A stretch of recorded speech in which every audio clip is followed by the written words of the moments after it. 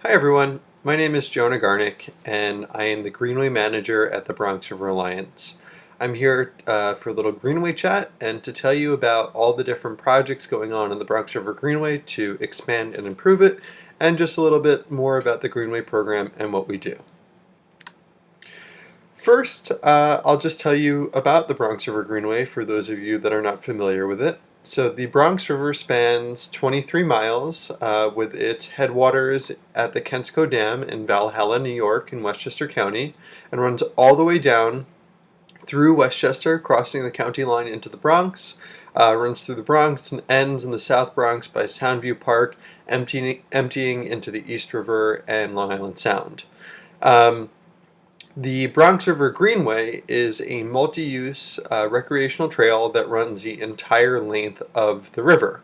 The trail, once completed, will be 25 miles long, and currently there are approximately 19 miles in place. The Greenway Program at the Bronx River Alliance is working with community partners as well as local, state, and federal agencies to improve the current Greenway and to fill in the missing links and have it be a full 25 miles. Just to tell you a little bit about our program goals. One, we continue to shepherd the Bronx River Greenway towards completion by working with agency and community partners. Two, the Greenway program ensures that Bronx River communities are informed and involved in the planning, design, construction, and advocacy of Greenway projects. And three, we continue to provide programming to engage people around the Greenway. So as I mentioned, we have 19 miles built now, and a big part of the Greenway program is to expand and improve the Greenway. So I'm going to dive right in to some of our capital projects and tell you about what's going on and what current construction projects we have right now. Shoelace Park is the first one that I'll talk about. Shoelace Park runs from, I'll point it out here, it runs from around East Gun Hill Road all the way up to around East 229th Street up here. It's called Shoelace Park because it resembles shoelaces, and it's the northernmost park in the Bronx Park network. Shoelace Park has an interesting history. It was the original site of the Bronx River Parkway that was built in the 1920s. That roadway, that original roadbed, is actually seen on the left here of a picture of current day Shoelace Park. Shortly after the parkway was finished in the 20s, it quickly became obsolete as advances in automobiles made cars go too fast for this road. So the current parkway, which is closer to the river and elevated, was built. The parkway that was left there was turned into parkland and still stands there today. It served its purpose. It's a critical link in the Greenway, but it needs some improvement.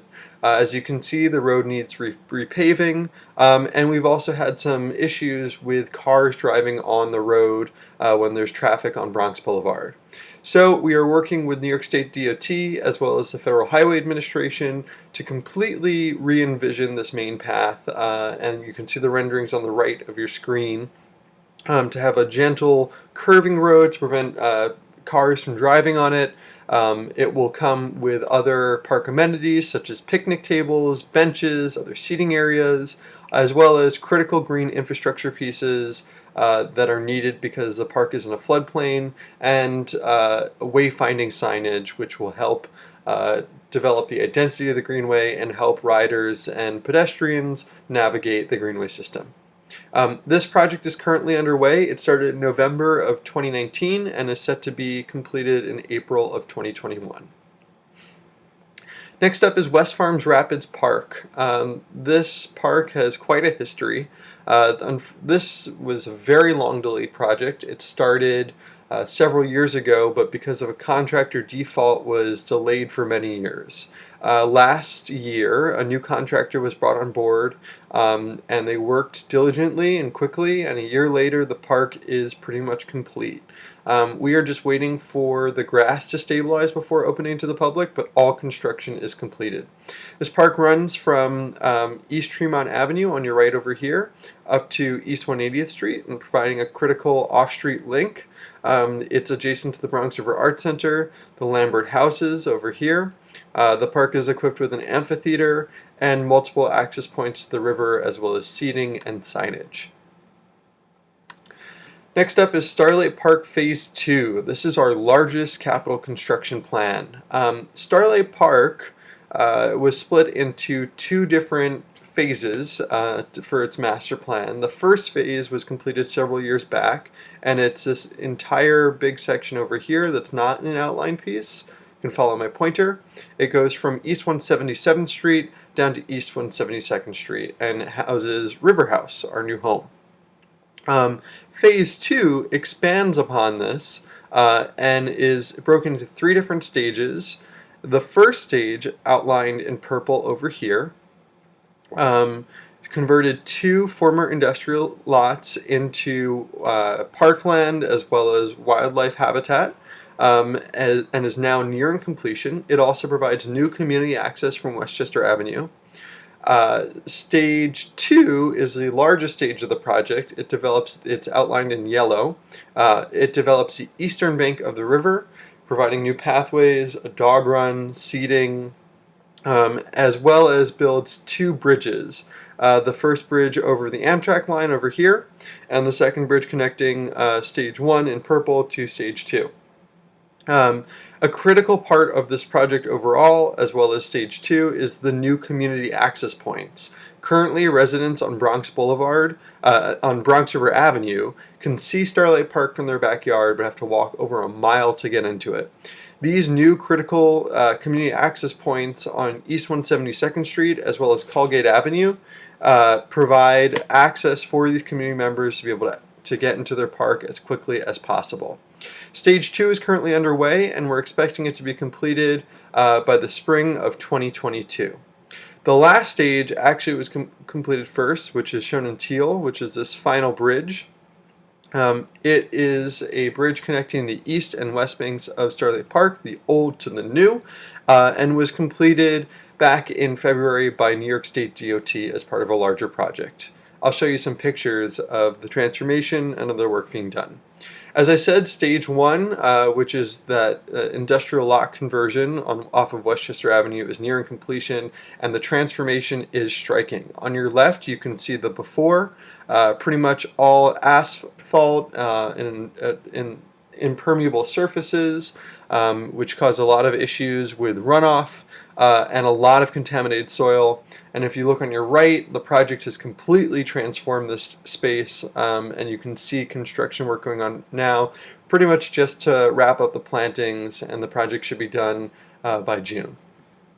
Some more pictures of the striking transformation. You can really see how this has turned from an industrial site into a sanctuary for wildlife and soon people.